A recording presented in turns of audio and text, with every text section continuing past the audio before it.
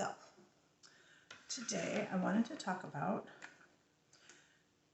shock collars, e-collars, remote trainers, invisible leashes, electronic leashes, whatever you'd like to call it.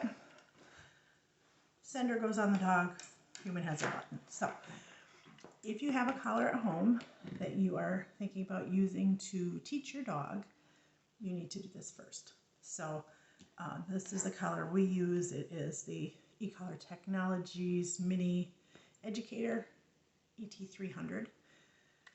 Nice little half-mile range.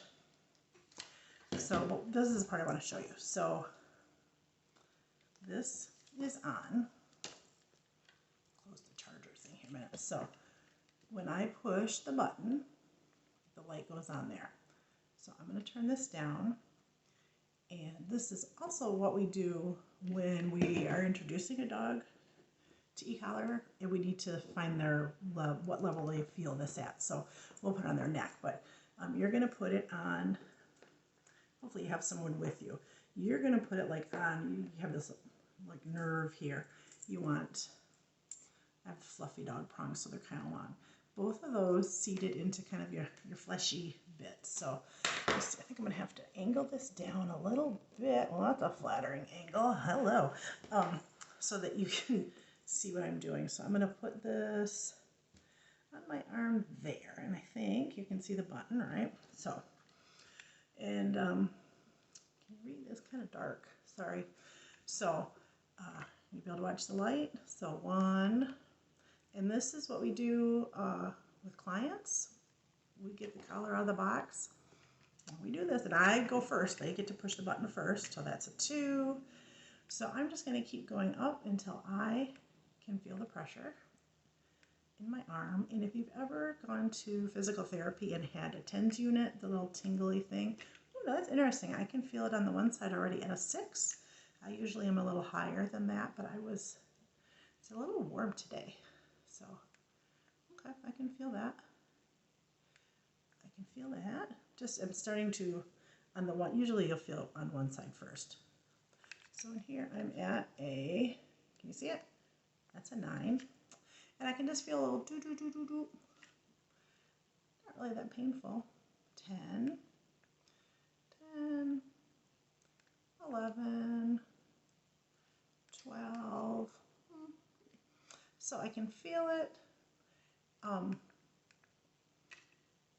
Because I know what it feels like, it doesn't startle me. A lot of people, the sensation is new. So if you've ever had your phone in your pocket on vibrate and it kind of startles you. So with dogs, that's what we'll do is we'll introduce this. We'll go up. So I got up to 13. And then what we would do for the dog, and the dog, we're looking for the dog to go, do you feel something? I felt something too. And then they'll usually settle back down. And then we'll go back down to like 4 or 5. Or wherever below what they were feeling, and we'll start to go up again. And when we get to that point, they're like, huh, what was that? And it's usually that, like, we don't light them up and spark them and yep, and once in a while we get a dog that's a little dramatic, but not very often.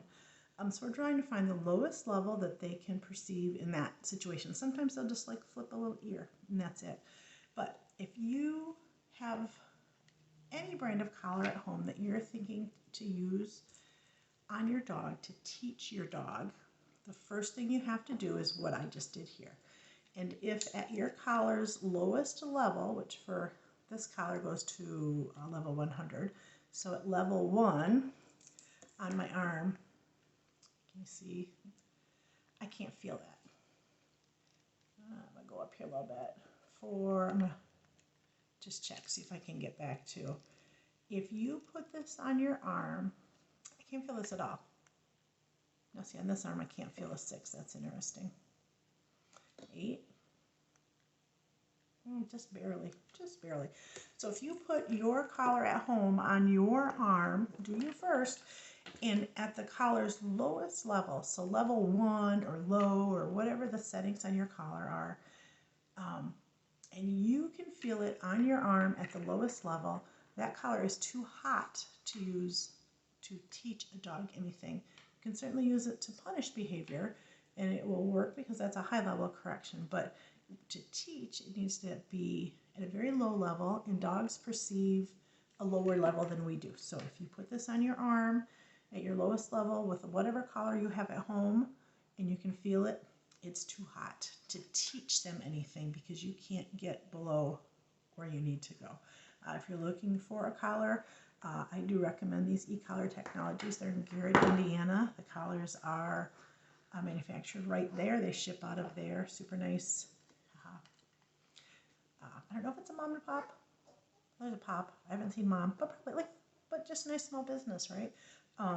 Super people, fast shipping, great customer service. I have never needed service on a unit. We haven't been around forever. I imagine eventually I'll need a battery or something. So, but try that on your arm at home if you're thinking about using a collar, and make sure it's not too hot for your dog. Your dog is going to have a bad experience, and that's how e-collars get a bad name. Things like that happen. So there's no magic to putting the collar on and pushing buttons. You need to teach the dog and then teach them how to turn the pressure off. And that is the kind of training that we do here. Mostly is that low level teaching, just like leash pressure if you had a leash and a collar on the dog. So I gotta go. I got a phone call in 3 minutes. Woo! Have a good day. Bye.